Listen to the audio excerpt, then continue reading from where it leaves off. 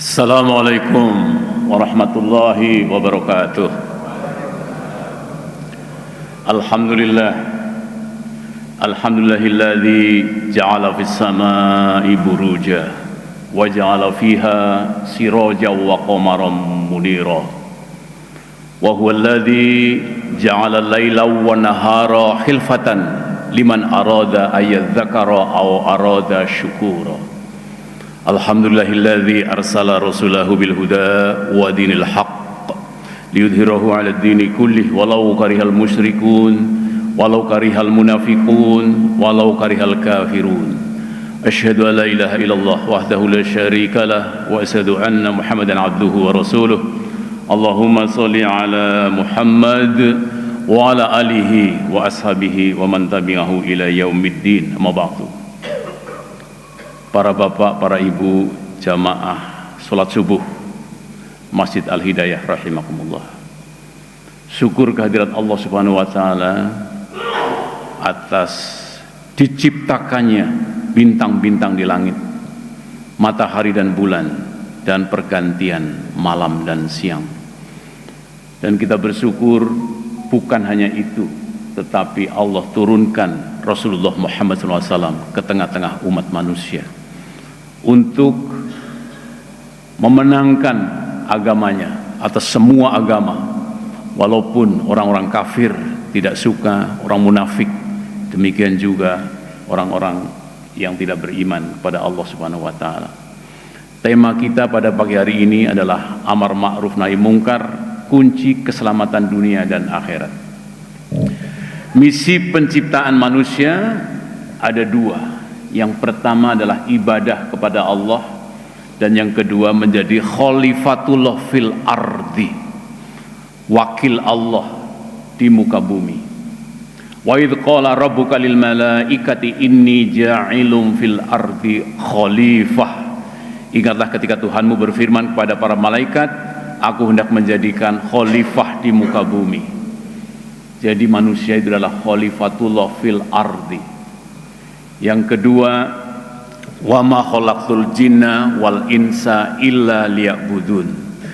Dan tidaklah diciptakan jin dan manusia kecuali untuk beribadah kepada Allah Subhanahu wa taala.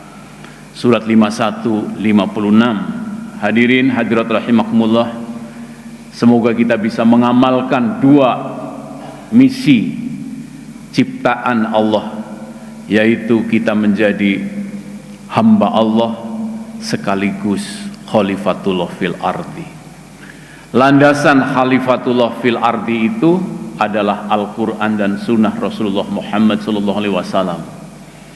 Wa man a'rada an dzikri fa inna lahu ma'isyatan dongka wa nahsuruhu yaumal qiyamati a'ma. Siapa yang berpaling dari peringatanku, maka sesungguhnya baginya kehidupan yang sempit. Kami akan mengumpulkannya pada hari kiamat dalam keadaan buta. Jadi untuk selamat menjadi khalifatullah fil ardi harus memahami dan beriman kepada Al-Quran.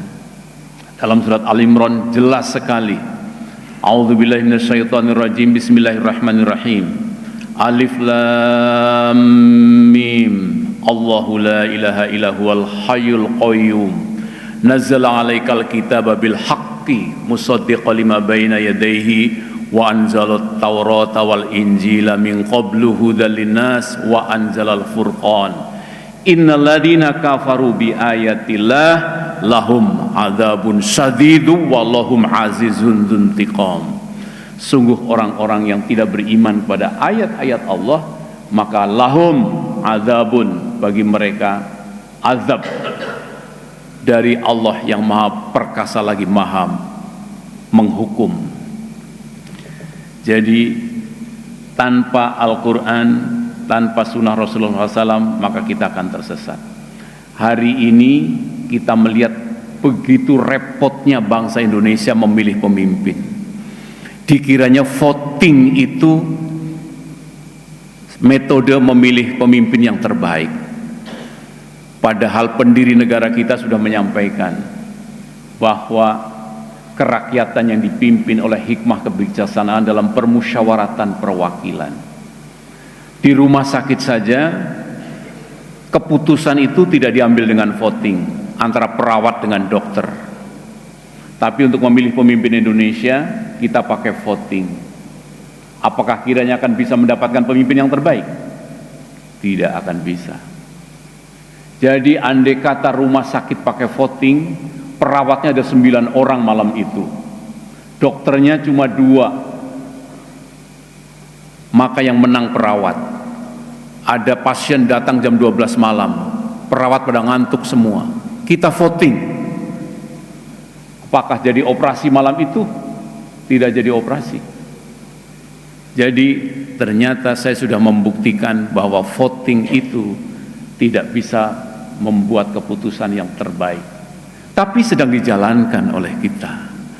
Maka musyawarah sebenarnya yang terbaik, yang dipimpin oleh hikmah kebijaksanaan dalam permusyawaratan perwakilan. Semoga ke depan Indonesia bisa lebih baik lagi dan mau mengacu kepada firman-firman Allah di dalam Al-Quranul Karim. Hadirin hadirat rahimakumullah, ini yang akhir-akhir ini kita tidak suka dengan perang. Ternyata perang adalah suatu keniscayaan. Pastikan perang di jalan yang benar.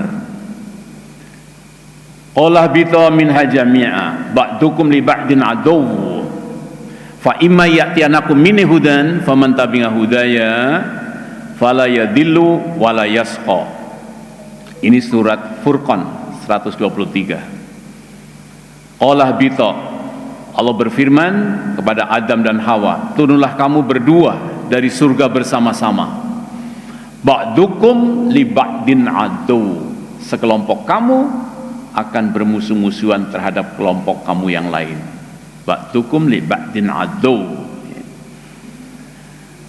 Maka fa imma ya'tiyanakum minni hudan faman tabi'a hudaya fala yadillu wala yasqa. Barang siapa apabila nanti datang dariku petunjuk, siapa mengikuti petunjukku, maka tidak akan tersesat dan tidak akan celaka. Di ayat yang lain adalah faman tabi'a hudaya fala khaufun alaihim walahum yahzanun. Tidak ada kekhawatiran dan tidak bersedih hati. Kenapa perang ini suatu keniscayaan? Amar ma'ruf nahi mungkar itu perang. Bagaimana kalau kita tidak memerangi orang-orang yang sekarang sedang ngebom negara lain, sedang menjajah? Bagaimana kalau sebelah rumah sedang dirampok, apalagi dibakar rumahnya? Apa kita diam saja? Ini dalam kisah-kisah Rasulullah Muhammad SAW, andai kita sedang iktikaf saja, melihat rumah di sebelah masjid terbakar, mesti ditinggalkan iktikaf itu. Jangan sampai kita melihat api berkobar-kobar di samping masjid, kita tetap iktikaf karena 10 hari terakhir Ramadan. Tidak bisa demikian.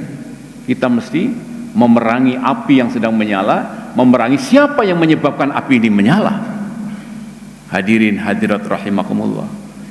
Jadi perang itu memang kita seringkali tidak suka dengan perang, tetapi ternyata belum tentu yang kamu sukai atau tidak kamu sukai itu baik bagimu, kata Allah Subhanahu wa taala. Awalnya Nabi Muhammad tidak suka berperang, ternyata perintah perang diperbolehkan bagi orang yang dizolimi. Ketika tidak dizolimi, kita tidak boleh melakukan peperangan. Nah, karena itu ketika amar ma'ruf nahi mungkar itu adalah peperangan, kita tidak mau melakukan itu.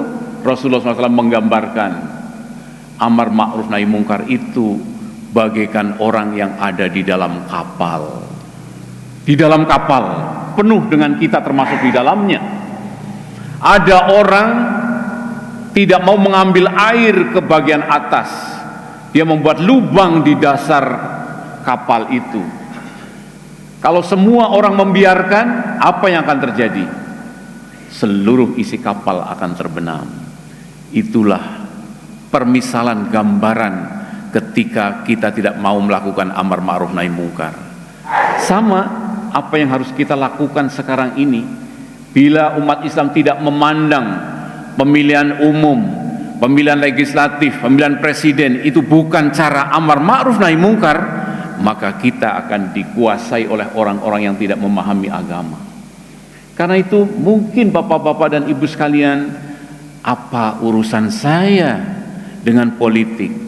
Memang secara Islam kita ingin mengamalkan Al-Quran dan Sunnah seoptimal mungkin, semaksimal mungkin. Tetapi ketika aturan-aturan musyawarah tadi juga belum dilakukan dengan baik, dan kita ternyata menyepakati atau diatur di Indonesia sekarang adalah dengan sistem mesti voting untuk menentukan legislatif dan juga presiden, maka kita harus mengikuti tahapan-tahapan kehidupan berbangsa dan bernegara. Dan kita harus bekerja untuk apa? Untuk semaksimal mungkin memilih orang yang terbaik di antara orang-orang yang ada, dan memilih orang yang paling sedikit mudorotnya terhadap agama Islam.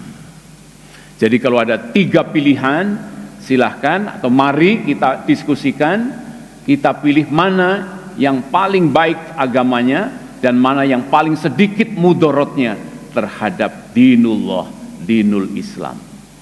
Semoga nanti ke depan wakil-wakil rakyat akan lebih baik lagi dan bisa lebih banyak mengamalkan aturan-aturan Allah dalam Al-Quran dan Sunnahnya dengan melalui permusyawaratan. Karena apa? Biayanya sangat besar. Belum percekcokan, pertikaian, permainan hukum luar biasa. Kalau Bogor ada wakilnya orang yang soleh, Jawa Barat ada wakilnya, Papua ada wakilnya, berkumpul dan di situ dipimpin oleh para pakar, para ahli hikmah, insya Allah kita akan ketemu. Mencari 1 orang saja untuk menjadi presiden, kenapa mesti repot banget? Kalau memang wakil-wakil rakyat kita curigai korupsi, maka yang kita perbaiki adalah di wakil rakyat itu, bukan dikembalikan ke rakyat yang sedang mencangkul, sedang bertani, disuruh memilih si A, si B dan sebagainya. Mereka tidak berpikir itu. Hadirin hadirat rahimakumullah. Amar ma'ruf nahi mungkar adalah peperangan al-haq melawan al-batil. A'udzubillahi minasyaitonirrajim. Bismillahirrahmanirrahim. Ya bunayya aqimis sholata wa'mur bil ma'rufi wanha 'anil munkar wasbir 'ala ma asabak. Inna dzalika min azmil umur.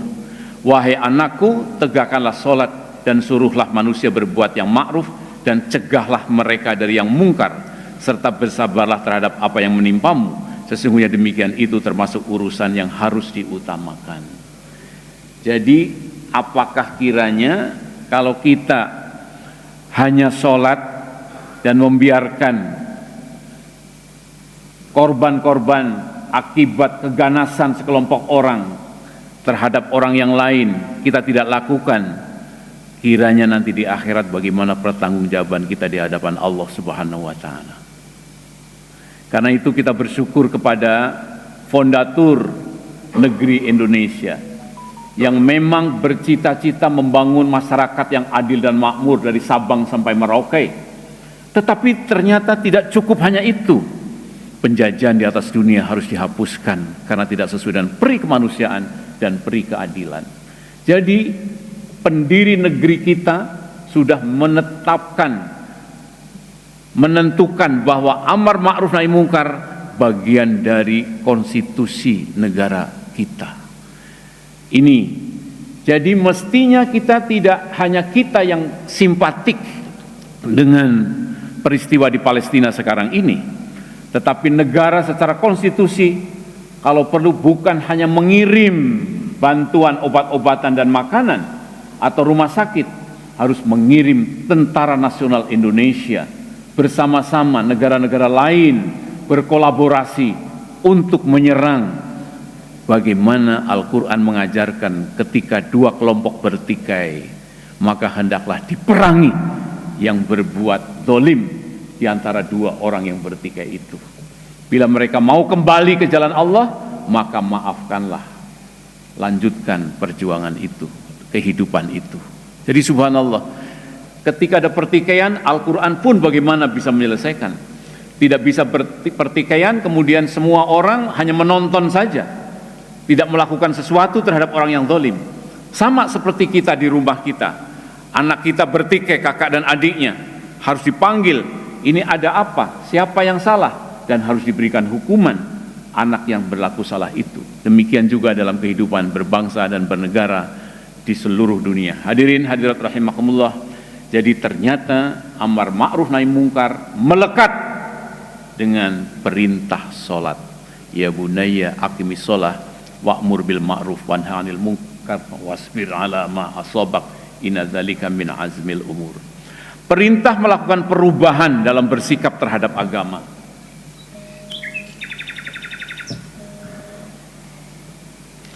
Baginya manusia dan malaikat-malaikat yang menyertainya secara bergiliran dari depan dan dari belakangnya yang menjaganya atas perintah Allah. Innallaha la yughayyiru ma biqaumin hatta yughayyiru ma bi anfusihim. Sesungguhnya Allah tidak mengubah keadaan suatu kaum hingga mereka mengubah apa yang ada pada diri mereka sendiri. Apabila Allah menghendaki keburukan terhadap suatu kaum, tidak ada yang dapat menolaknya dan sekali-kali tidak ada pelindung bagi mereka selain Dia. Ini ayat sangat terkenal. Innallaha la yughayyiru ma biqaumin hatta yughayyiru ma bi anfusihim. Sungguh Allah tidak akan mengubah keadaan negara kita, keadaan masyarakat kita, keadaan dunia hari ini sampai pribadi-pribadi melakukan perubahan pada diri mereka sendiri. 5 tahun yang lalu umat Islam sebagai komoditas yang diperebutkan. Apakah 5 tahun sekarang ini juga jadi komoditas lagi? Atau umat Islam punya pilihan sehingga tidak bisa dibeli? Kalau itu tidak terjadi perubahan, jangan harap Indonesia akan lebih baik. Allah tidak akan ubah kondisi. Pengelolaan sumber daya alam, pengelolaan sumber daya manusia. Berbicara sendiri Menteri Sosial dalam acara Hari Pahlawan, musuh utama bangsa Indonesia sekarang ini adalah kemiskinan dan kebodohan. Tetapi apa yang dibangun? Jalan tol.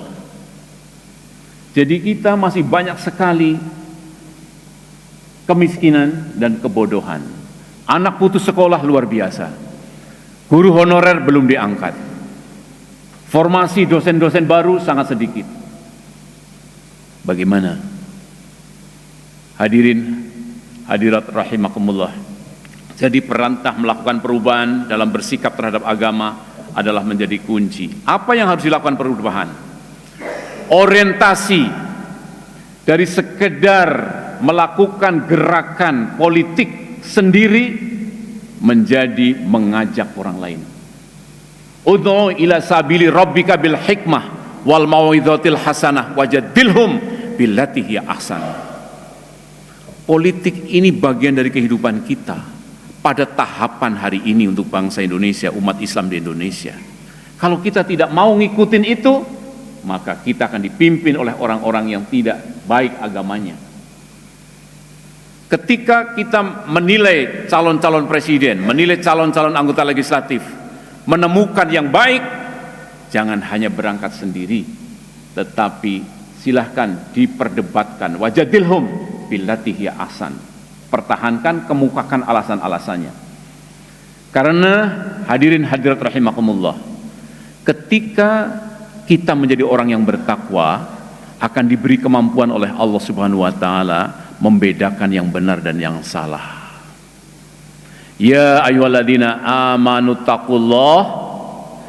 Ya ayyuhalladzina amanu in tattaqullah yaj'alahum furqana wa yukaffir ankum sayiatikum wa yaghfir lakum wallahu dzul fadlil azim. Wahai orang-orang yang beriman, jika kamu bertakwa kepada Allah, maka Allah akan berikan kepada kamu kemampuan membedakan benar dan salah.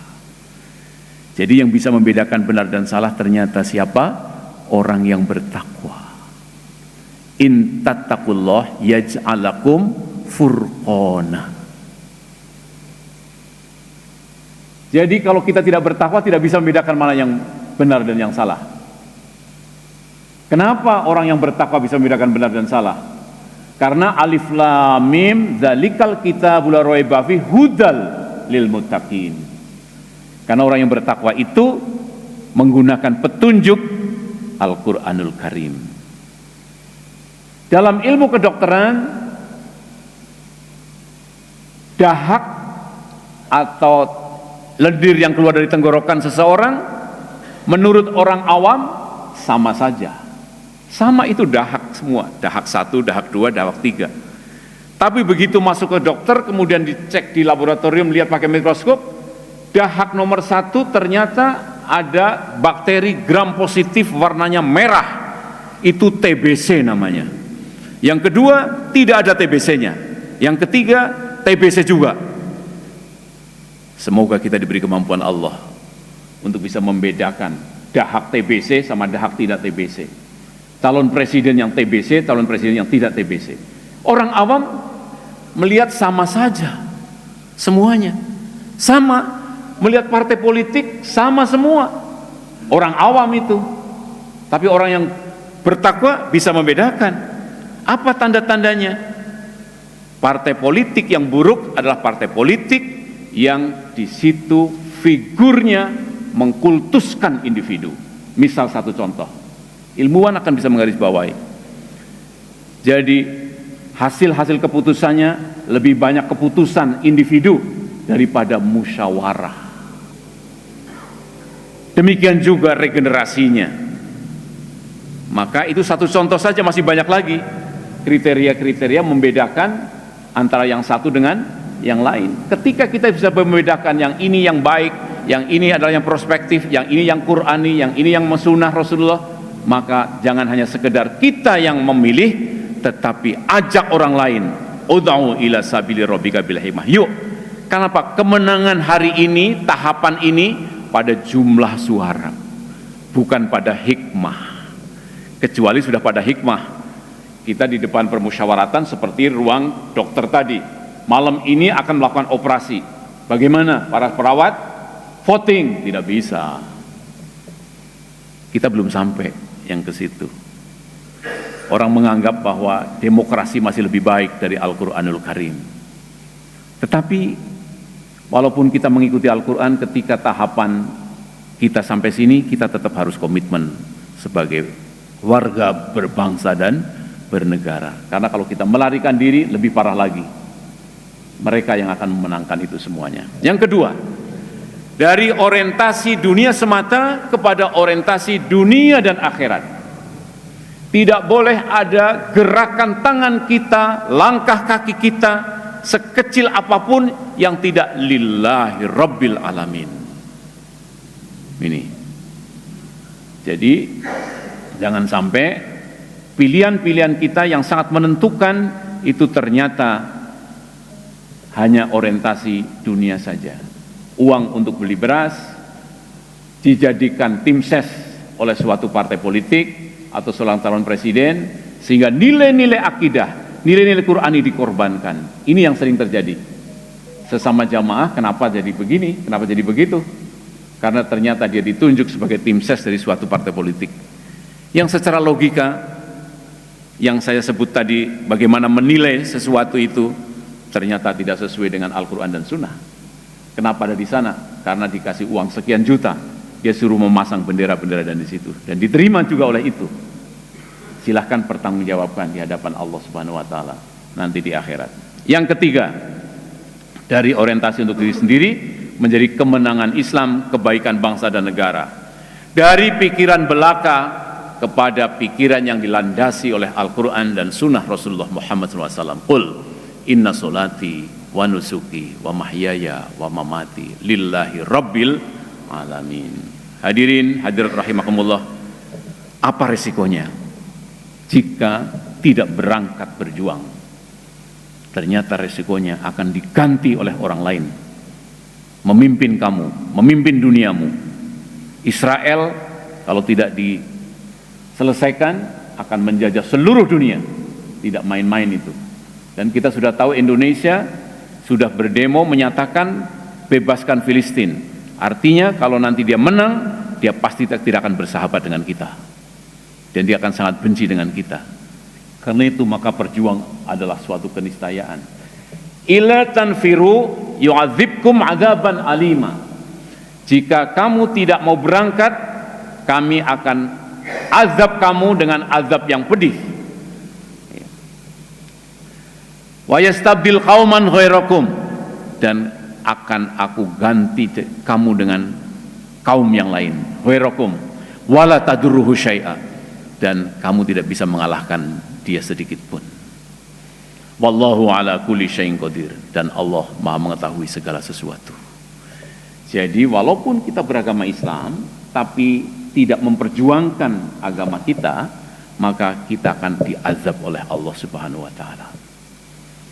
Kemudian kita akan dipimpin dan diatur oleh kelompok yang bukan kamu, dan ternyata sangat berat untuk mengalahkannya. Jadi ketika suatu rejim yang buruk sudah menguasai negara, ternyata tidak mudah. Menurunkannya juga tidak mudah. Apalagi sudah bercokol menguasai keuangan negara. Akan dipakai sarana-sarana negara untuk mempertahankan kekuasaannya. Dan itu fitrah politik hampir di seluruh dunia seperti itu. Jadi untuk merebutnya perlu perjuangan, perlu peperangan bil hikmah wal mau'izatil hasanah, dengan penuh hikmah. Sekecil mungkin terjadi pertumpahan darah, sekecil mungkin terjadi percekcokan, kembangkan debat yang terbaik untuk memenangkan percaturan di permukaan bumi. Jadi Allah akan menghukum kamu jika kamu tidak berangkat berjuang, berperang. Dan ini ayat diturunkan pada zaman Rasulullah Muhammad sallallahu alaihi wasallam yang mengenai para sahabat. Ternyata ya ayyuhalladzina amanu malakum idza qila lakum unfiru fi sabilillahi thaqaltum ilal ard araditum bil hayati dunya minal akhirah wama mata'ul hayatud dunya fil akhirati illa qalil. Wahai orang-orang yang beriman, ya ayyuhalladzina amanu, malakum, bagaimana kamu idza qila lakum unfiru fi sabilillah, ketika diperintahkan untuk berjuang di jalan Allah, saqaltum ilal ard, kamu memilih tinggal di rumah. Araditum bil hayati dunya minal akhirah, apakah kamu sudah puas dengan dunia dan tidak tertarik dengan akhirat? Ternyata berjuang amar ma'ruf nahi mungkar itu untuk akhirat. Araditum bil hayati dunya minal akhirah, fama mata'ul hayati dunya fil akhirati illa qalil. Bukankah kenikmatan dunia dibanding akhirat kecuali sangat kecil? Ila tanfiru, jika kamu tidak berangkat, yu'adzibkum adzaban alima, kafir Quraisy akan mengazab kamu nanti. Ternyata kafir Quraisy datang ke Madinah, menyerang Madinah. Apakah akan diam saja? Tidak, buat parit, persiapkan kuda-kuda perang, persiapkan panah. Diam saja, diazab kita, diperkosa istri-istri kita. Rasulullah pimpin pasukan. Perang yang sangat hebat adalah perang Ahzab. Itu melawan sekutu Yahudi, kafir Quraisy dan munafik. Hampir saja umat Islam terkalahkan. Jadi Yahudi itu ternyata sudah dari dahulu sangat kejam terhadap Islam, terhadap Rasulullah Muhammad sallallahu alaihi wasallam. Jadi ini semuanya ternyata mudah sebenarnya ditumpas. Mereka adalah orang-orang yang hanya mengejar dunia. Ketika dilawan dengan kekuatan yang besar dari umat Islam yang bersungguh-sungguh, insya Allah mereka akan melarikan diri kocar-kacir. Karena mereka adalah orang-orang yang mengikuti dunia dan mengikuti seruan-seruan setan. Hadirin hadirat rahimakumullah, berjuang untuk apa? Untuk memenangkan orang yang bertakwa menjadi pemimpin-pemimpin dan anggota-anggota legislatif sekarang ini. Jangan hanya kita yang mengkampanyekan, jangan hanya anggota legislatif yang soleh yang berkampanye mondar-mandir. Tugas kita sebagai orang yang beriman, ketika kita punya sahabat yang soleh jadi anggota legislatif, kita yang mengkampanyekannya. Itu innallaha la yughayyiru ma biqaumin hatta yughayyiru ma bi anfusihim. Tapi kalau 5 tahun yang lalu kita ulang lagi biasa-biasa saja, kita tidak melek politik. Ternyata politik ketika kita gelap sangat berbahaya. Sekiranya penduduk negeri-negeri beriman dan bertakwa, walau anna ahlal qura amanu wa taqau la fatahna alaihim barakati minas sama'i wal ard walakin kazzabu fa akhadnahum bima kanu yaksibun. Ini janji Allah. Ingin negara kita dapat berkah dari langit dan dari bumi, maka jadikanlah diri kita dan pemimpin kita orang yang beriman dan bertakwa. Dan ini harus diperjuangkan, bukan jadi penonton. Penonton tidak pernah akan mendapatkan piala juara, tidak pernah. Semua yang diperintahkan Allah dan Rasulnya menjadi pelaku-pelaku perjuangan. Infiru khifafan wasiqalan wajahidu bi amwalikum wa anfusikum dzalikum khairul lakum in kuntum ta'lamun. Berangkatlah, berkorbanlah, berinfaklah, baik terasa ringan maupun berat, di jalan Allah, yang itu yang terbaik jika kamu mengetahui. 10.000 lebih baik daripada 0, 100.000 lebih baik daripada tidak sama sekali. Terasa berat, paksakan. Itu calon-calon orang-orang yang disebut oleh Allah. Innallaha ashtara minal mu'minin anfusahum wa amwalahum bi anna lahumul jannah yuqatiluna fi sabilillah wa yaqtuluna wa yuqtalun wa'dan alaihi haq, menjadi janji Allah fit Taurat wal Injil wal Quran. Sesungguhnya Allah membeli jiwa-jiwa dan harta orang-orang yang berjuang di jalan Allah dengan harta dan jiwanya fisabilillah. Jangan takut, mereka menginfakkan hartanya triliunan rupiah untuk politik Indonesia. Jangan takut, 10.000 bisa lebih hebat daripada yang 1 triliun ketika kita infakkan fisabilillah dengan ikhlas demi untuk Indonesia lebih baik ke depan. Berapa banyak kelompok kecil mengalahkan kelompok yang besar ketika Tolut melawan Jalut. Ternyata Jalut yang pasukannya sangat besar dan sangat mewah, Allah berikan kemenangan kepada Tolut dengan lemparan batu kerikil lewat ketapel Daud, kena mata Jalut dan jatuh. Jadi yang kita kejar sebenarnya bukan kehebatan senjata atau serangan kita, tetapi keridhaan Allah untuk memberikan kemenangan pada umat Islam. Jangan sampai kita ternyata sudah kalah sebelum berperang karena mereka punya dana yang luar biasa, ada rencana-rencana yang tidak bagus juga dalam hal pelaksanaannya. Ingat, kita punya Allah yang maha pandai, maha mengetahui, dan sudah terbukti memenangkan orang-orang yang baik di muka bumi ini. Walladzi arsala rasulahu bil huda wa dinil haq liyudhhirahu 'ala dini kullih walau karihal musyrik. Ini jangan jadikan pemimpin orang yang mempermainkan agama. Nomor 1, jangan jadikan Yahudi, jangan jadikan Nasara. La yattakhidul mu'minunal kafirina awliya min dunil mu'minin wa may yaf'al dzalika falaysa minallahi fi syai'in illa an tattaqu minhu tuqah wa yuhadzirukumullahu nafsah wa ilallahil masir. Janganlah orang-orang mukmin menjadikan orang kafir sebagai aulia dengan mengesampingkan orang-orang mukmin. Siapa yang melakukan itu, hal itu sama sekali bukan dari ajaran Allah, kecuali untuk menjaga diri dari sesuatu yang kamu takuti dari mereka. Allah memperingatkan kamu tentang dirinya, siksanya hanya kepada Allah tempat kembali. Yang berikutnya sangat terkenal, ya ayyuhalladzina amanu la tattakhidul yahuda wan nasara auliya ba'duhum auliya'u ba'd wa may yatawallahu minkum fa innahu minhum innallaha la yahdil qaumadz zalimin. Wahai orang yang beriman, janganlah kamu jadikan Yahudi dan Nasrani sebagai teman atau auliamu. Sebagian mereka menjadi teman setia bagi sebagian yang lain.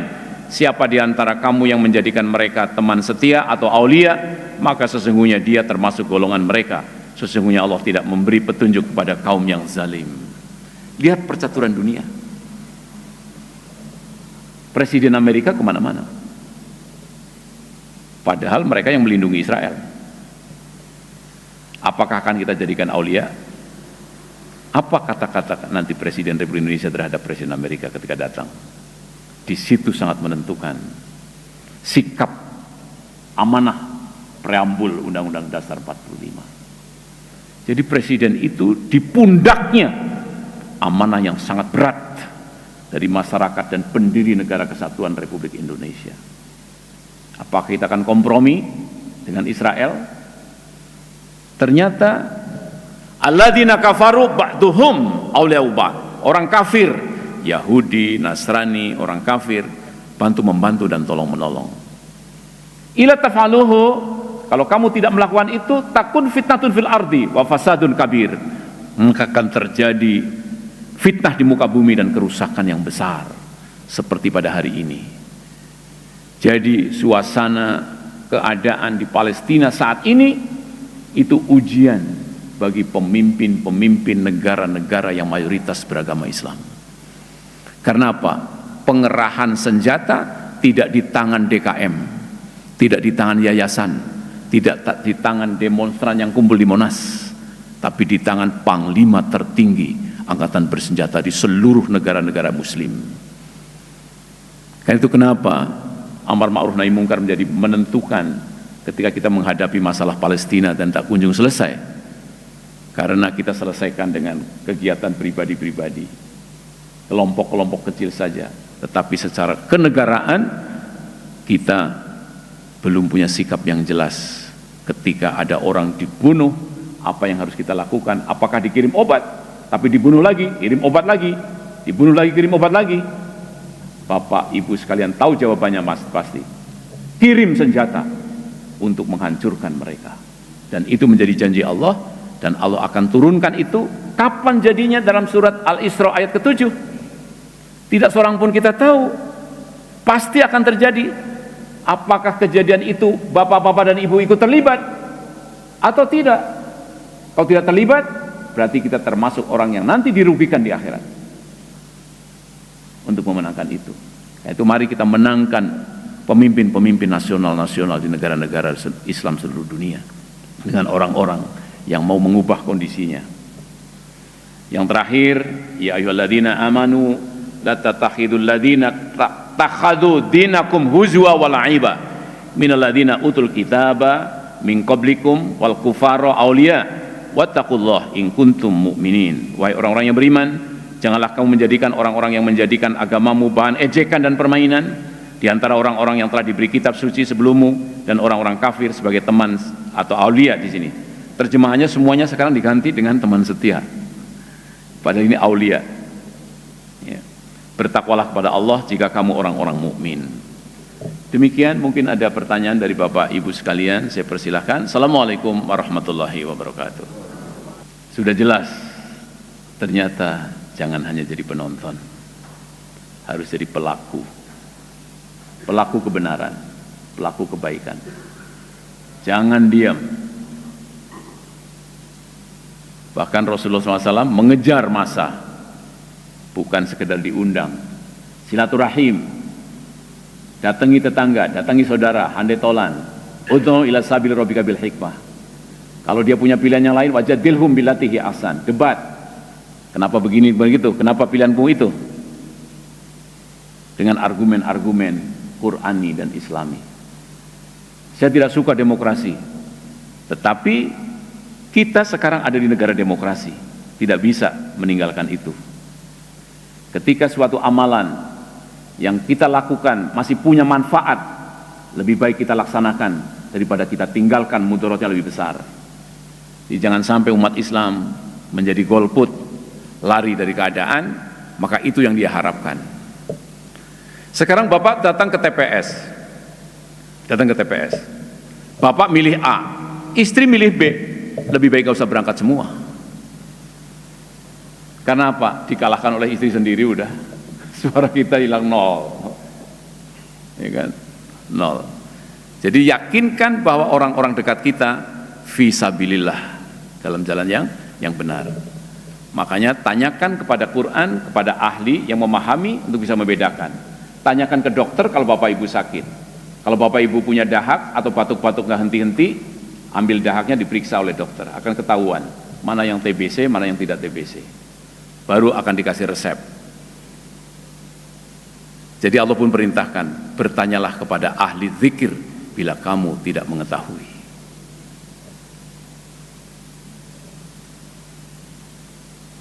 Silakan kalau ada pertanyaan atau tambahan. Kalau tidak ada, maka kita akhiri sampai di sini. Begitu Pak Ketua. Kita tutup dengan doa kafaratul majelis.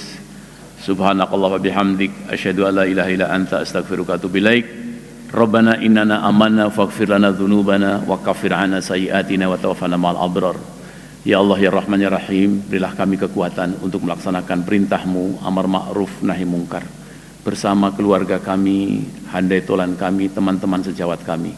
Ya Allah ya Rahman ya Rahim, anugerahkan kepada negeri kami yang tercinta, Negara Kesatuan Republik Indonesia, pemimpin yang mampu berlaku adil dari Sabang sampai Merauke, yang menghormati, menghargai kami yang umat Islam, dan menghargai orang-orang yang tidak beragama Islam, karena perintah-Mu, lakum dinukum waliyadin.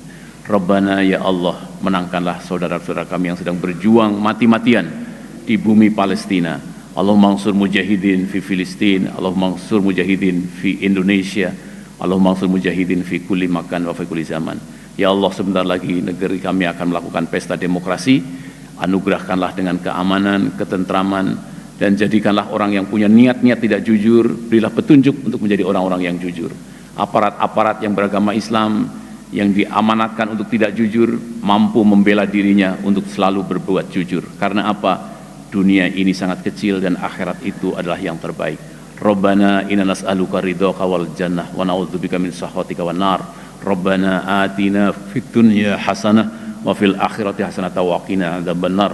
Subhana rabbika rabbil izzati amma yasifun wa salamun alal mursalin walhamdulillahi rabbil alamin. Assalamualaikum warahmatullahi wabarakatuh.